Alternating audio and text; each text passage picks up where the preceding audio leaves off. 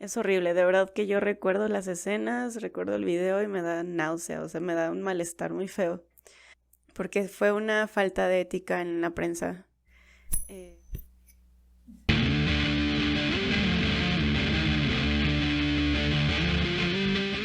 Hola, ¿qué tal? Buenas tardes, noches, días, madrugadas. Espero que estén muy bien. Han pasado muchas cosas de la última vez que nos vimos en nuestro espacio Cacotopía, pero quiero centrarme en dos y tienen en común el tema de la filtración de información. El primero se relaciona a la filtración de información, pero que tiene esta característica que vulnera y revictimiza a las víctimas de delitos y además entorpece los procesos de investigación respecto a estos delitos. Entonces, primero quisiera hablar un poquito de este tipo de filtración de información. No sé si recuerdan casos que fueron sumamente mediáticos, como fue el caso de Ingrid Escamilla, este feminicidio atroz, el de Leslie Berlín Osorio y el de Devani Escobar. Específicamente el de Ingrid Escamilla fue muy mediático y fue sumamente violento. No sé si recuerdan, pero cuando sucedió, en cuestión de horas, si no es que menos, se viralizó en redes sociales un video en el cual se mostraba al agresor, que era su esposo, y que relataba lo que le hizo al cuerpo de Ingrid, que fue algo terrible. Y también en la prensa, al día siguiente, había fotos por todos lados del cuerpo de Ingrid. Es horrible, de verdad que yo recuerdo las escenas, recuerdo el video y me da náusea, o sea, me da un malestar muy feo. Y sí, me da mucho coraje, porque fue una falta de ética en la prensa de manera horrible y atroz. Y a raíz de esto, ya después surgieron muchas iniciativas para recordar a Ingrid de una forma mucho más bonita, haciendo ilustraciones con flores de su cara y así. Justo a partir de este caso es que surge esta ley llamada Ley Ingrid. Se estableció el año pasado, en el 2021, y la cual pues busca salvaguardar la dignidad de las víctimas de feminicidio y también tipificar las conductas de personas o servidores públicos que hagan público material relacionado a los casos, como son videos, imágenes, audios, en fin, todo el material que tenga que ver con los procesos de investigación de estos delitos. Y ahí se establece que se van a dar de 2 a 6 años de prisión para todo servidor que haga este tipo de actos. Bueno, y también incluso existe la Ley General de Víctimas, la cual indica en el capítulo, si no mal recuerdo, en el 4, habla acerca de las medidas de protección hacia las víctimas. Y en el artículo 22 y 24 se habla específicamente acerca de esto de salvaguardar la identidad de las víctimas y de los testigos, y además de proteger su integridad y su dignidad. Y también en el otro artículo que les menciono se habla acerca de la máxima publicidad que debe de haber en estos procesos, es decir, que todo debe de ser público, siempre y cuando pues no vaya en contra de esta pretensión de salvaguardar la dignidad y la integridad de las víctimas y de las familias. Y también que se respete el apego al debido proceso. Y bueno, los casos que les menciono, pues justamente estas filtraciones de información iban en contra de este apego al debido proceso. Incluso recuerdo ahorita el caso de Leslie Osorio, que en la prensa se mencionó cosas de su vida privada, que si vivía con el novio, que si no, en fin, muchas cosas que no venían al caso y que nada más producían mucho ruido. Incluso también pienso en el caso del multihomicidio de Narvarte, que también se revelaron cosas de las víctimas que eran pertenecientes de su vida personal y que no venían al caso y que nada más metió mucho ruido. Justamente la filtración de esta información realmente no abona a la resolución de estos casos, sino que al contrario, entorpecen, ya que si no se cumple con el apego al debido proceso, los acusados pueden salir libres debido a esto mismo. Y bueno, hace unos días salió la información acerca de un artículo publicado en Reforma por una periodista respecto al caso de Ayotzinapa, que por cierto el 26 de septiembre se cumplió 8 años del terrible suceso de la desaparición de los 43 normalistas, y que por cierto han pasado 8 años que no tenemos claridad y certeza respecto a lo sucedido esa noche ni de los culpables. Y bueno, lo que menciona este artículo es que pues sí hubo que hubo militares implicados en estas desapariciones. Se describe a detalle cómo es que se llevaron a cabo estas desapariciones. De hecho, lo que compartió esta periodista tanto en la nota como en Twitter, ya lo había publicado semanas antes la Comisión para la Verdad y Acceso a la Justicia del caso Ayotzinapa. Y lo habían compartido en este informe que se apega al debido proceso y lo habían publicado de manera testada o redactada, que es como ya les había explicado previamente, digamos que salvaguardando esta información, ¿no? O sea, con estos subrayados negros que pues sí ocultan o no dejan ver cierta información. Sin embargo, en este caso sí prefiero decir que se salvaguarda esta información, o sea, no decir que se oculta, sino que se salvaguarda, en el sentido de que no se busca encubrir, sino más bien cuidar justamente el debido proceso. Y pues bueno, en realidad este artículo, como les menciono, no ofrece ningún valor agregado al proceso de investigación ni a la resolución del caso. Y de hecho, me parece que lo que hace es revictimizar a los familiares y pues sí, obstruir este debido proceso. Y revictimizar porque, bueno, digamos que no pasó por una autorización de los familiares para hacer pública esta información. A pesar de que, bueno, las familias y las autoridades y el presidente tenían acceso previamente a esta información. Es decir, que realmente no hace diferencia el hecho de que sea pública esta información para la resolución de los casos y para las familias, salvo que ahora es de conocimiento público y, de nuevo, entorpece el debido proceso. Es por eso que creo que más que sacar una nota increíble o maravillosa o que realmente era necesaria para la vida pública, creo que fue todo lo contrario.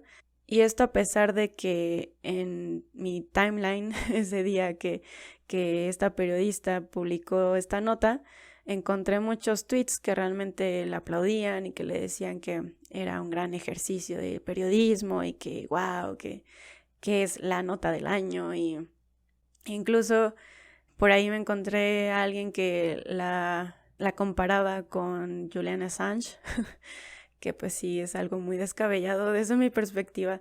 Y sí, también encontré otro tweet de alguien que yo le doy mucho like a sus tweets, pero en este sí no comulgué porque esta persona puso algo así como que parece que nos molesta más el hecho de que se visualice y que se dé a conocer los hechos violentos a que sucedan los mismos hechos violentos.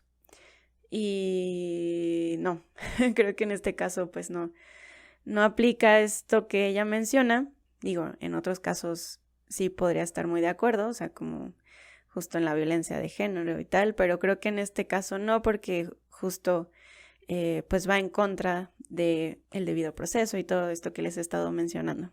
Y aparte de la revictimización de las familias. Esto es importante entendiéndolo en el contexto en el cual un juez de la Fiscalía, semanas antes, canceló 21 de las 83 órdenes de aprehensión relativas a este caso.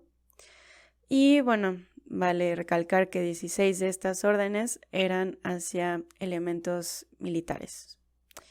Entonces, pues bueno, esto es muy importante porque pues esta filtración de información que va en contra del apego al debido proceso puede dar paso a justamente a más cancelaciones de órdenes de aprehensión. Y pues bueno, ese es el primer tipo de filtración de información. Y este segundo tipo de filtración de información es acerca de esta información que de alguna manera sí agrega valor en la esfera pública. Y un ejemplo a lo que me refiero es esta filtración de información llamada Sedena Leaks o Guacamaya Leaks. Hace unos días se dio el hackeo a la Sedena por parte de este grupo activista llamado Guacamaya, de ahí el nombre Guacamaya Leaks. Y pues es un grupo de defensores de pueblos indígenas y de la justicia social.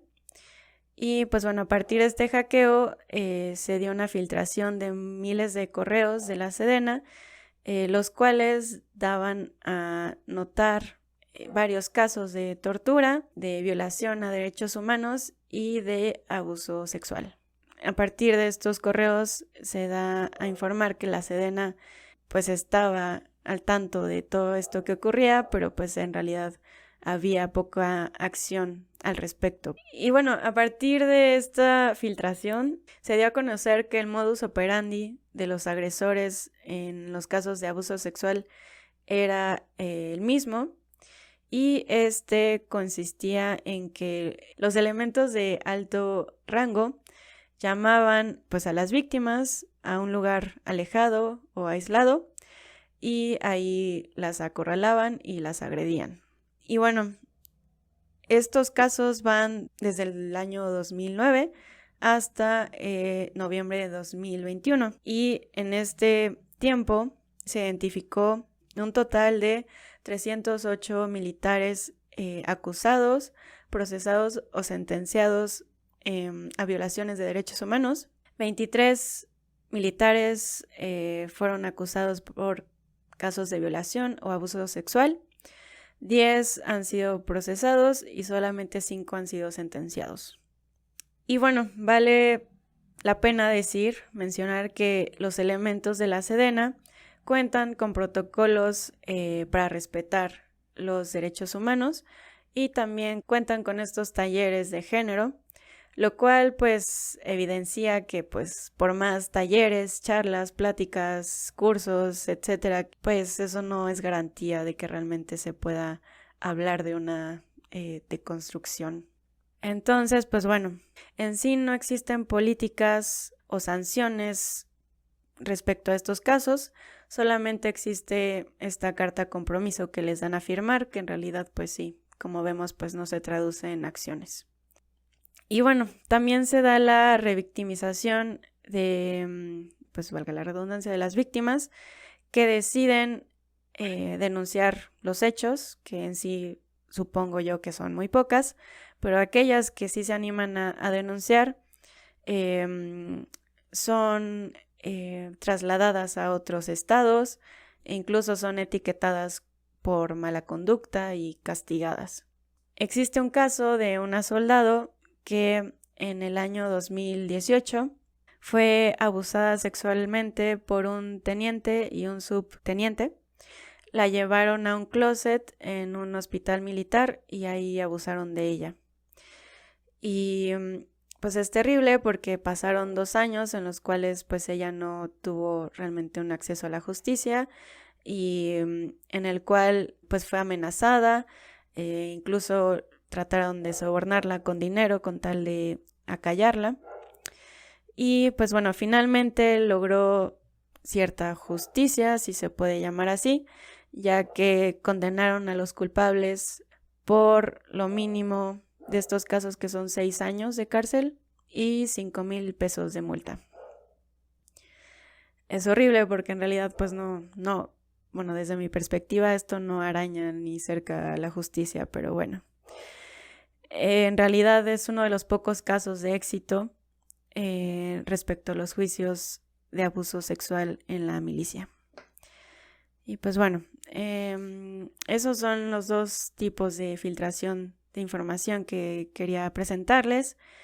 Y pues sí, dar cuenta de que la diferencia radica en si realmente abona a la esfera pública, en tanto que es relacionado a hechos que necesitan de la justicia y del derecho al acceso a la información, y que su publicación pues genera cierta presión a las autoridades para solucionar estos casos. Y existe el otro caso, que fue el primero que les presenté, en el cual pues va todo lo contrario, ¿no? O sea, en lugar de generar esta presión y encaminar a la resolución de los casos, pues los entorpece y revictimiza a las propias víctimas y a sus familiares. Entonces, pues bueno, cualquier comentario, duda, los invito a que dejen acá abajo sus comentarios. También si tienen sugerencias para abordar temas de cualquier tipo, pues también adelante. Y pues muchas gracias si llegaron hasta acá, gracias por escucharnos y saludos especiales a la Combolliza, saludos. Y nos vemos a la próxima, adiós. Antes de irme, si no han visto el especial anterior de Cacotopia, los invito a verlo. Y al respecto, ¿ganó el bien o el mal? Ya no sé. No, ganó el bien, porque el Dr. Simi llegó a las manos del guitarrista de Rammstein. Pero bueno, sí, el Dr. Simi llegó hasta allá. Y no lo flamearon en el camino. Pues bueno, muchas gracias. Y de nuevo, si no lo han visto, los invito a que lo chequen y dejen sus comentarios. Adiós.